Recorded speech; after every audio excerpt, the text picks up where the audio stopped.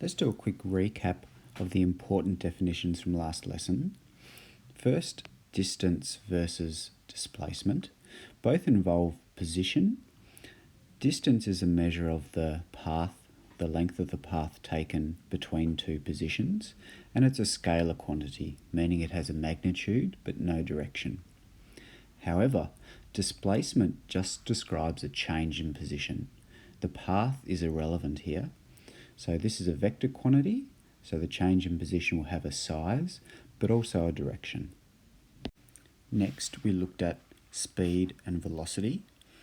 First, let's consider instantaneous. So speed is the rate of change of distance, measured in meters per second, and velocity is the rate of change of position. However, when we're considering an instantaneous rate of change, speed and velocity will have the same magnitude. The only difference is the velocity will indicate a direction. Next, average speed and average velocity. Average speed is just the total distance divided by the time. However, average velocity, a vector quantity, is displacement on time. Last lesson we saw that these two quantities generally are very different, and that's because distance and displacement are very, very different over a large journey. In this lesson, we're going to focus on these two ideas in 2 dimensions. Here's a diagram showing 2 vectors, vector A and vector B. When we want to add 2 vectors, we do that tip to tail. So here generally I'll draw B in line with A, and then the sum of those 2 vectors is from the start of my vector addition to the finish of the vector addition. Here we see the magnitude of S, the size of S, is equal to the magnitude of A plus the magnitude of B. That's because both A and B point in the same direction. However, if our vectors point in opposite directions and we want to add vector A and vector B, it is still done the same way, tip to tail, but now you can see that the magnitude of the vector addition, that is shown by vector S, is equal to the magnitude of A subtract the magnitude of B. Here it's A plus B in magnitude.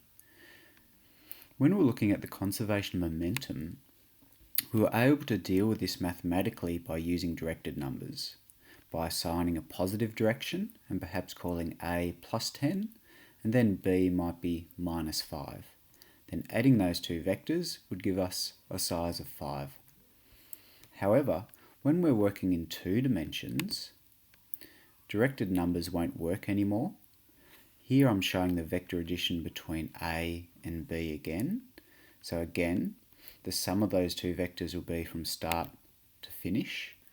And here we see the length of S is not going to be the length of A plus the length of B, or the difference between them. In fact, here we're forming a right-angled triangle between A and B. So this vector S, the addition of A and B, represents the hypotenuse of a right-angled triangle. That means in this situation we can use Pythagoras to find the magnitude of A plus B. This year we'll limit ourselves to right-angled triangles when we're adding vectors in 2 dimensions. It won't be until year 12 that we might add 2 vectors such as this. However, in your year 10 maths course, you should have covered material like this in your trigonometry unit. But for now, let's have a look at an example like this in terms of our distance, displacement, speed and velocity concepts from last lesson. Let's consider an example where a helicopter travels 15 kilometers due north in 15 minutes, followed by a journey of 35 kilometers east in 20 minutes. Here the distance travelled is just the length of the path, which is 50 kilometers. However, the displacement represents the change in position between the start and the finish, which is shown here by the vector S. Here we have a right-angled triangle, So S represents the hypotenuse. Therefore, we can use Pythagoras to find the length of our displacement vector. So here's Pythagoras, then taking the square root, and this is how I'm going to work out the length of my vector S in one step. So the length of my displacement vector is the square root of 15 squared plus 35 squared, which is equal to 38 kilometres to the nearest kilometre. But remember, a vector has a magnitude as well as a direction, so I need to describe the direction of this vector. So in this question, we're told that upwards in the direction of y is north, then the direction of x is east. So I'm going to describe the displacement vector using my compass bearing north theta towards the east. Now, when describing the direction of a vector in 2 dimensions, you should always describe it from the tail.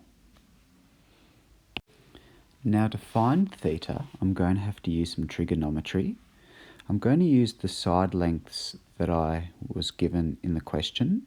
So here's my opposite side to the angle, and here is my adjacent side, and the hypotenuse is S. I won't use that here. So using your trigonometry relationships or ratios that you get on your formula sheet, you'll see we have to use tan theta here.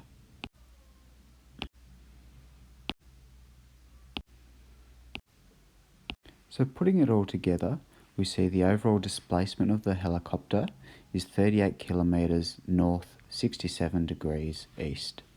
Now, if you need to work on your compass bearings, I'll post some reading on that. But in examples in physical science, we'll always just be using the north-south directions and the east-west. So they won't be too tricky.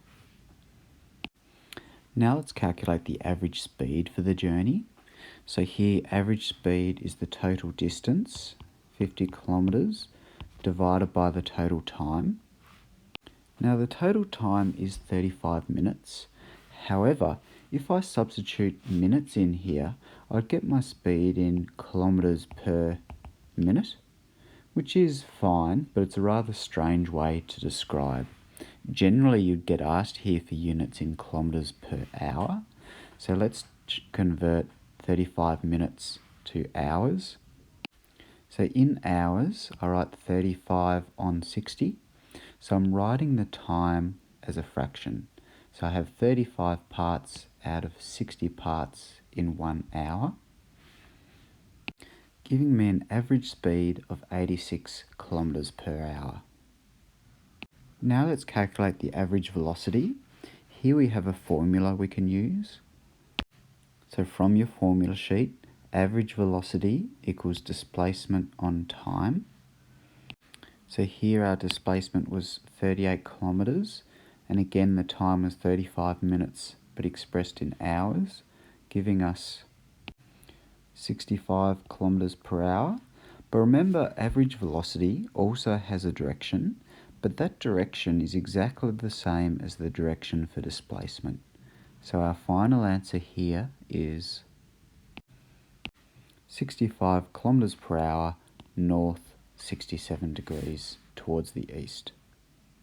So recapping quickly here, we see that the distance travelled is equal to the length of the path taken by the helicopter. Here it's 50 kilometres.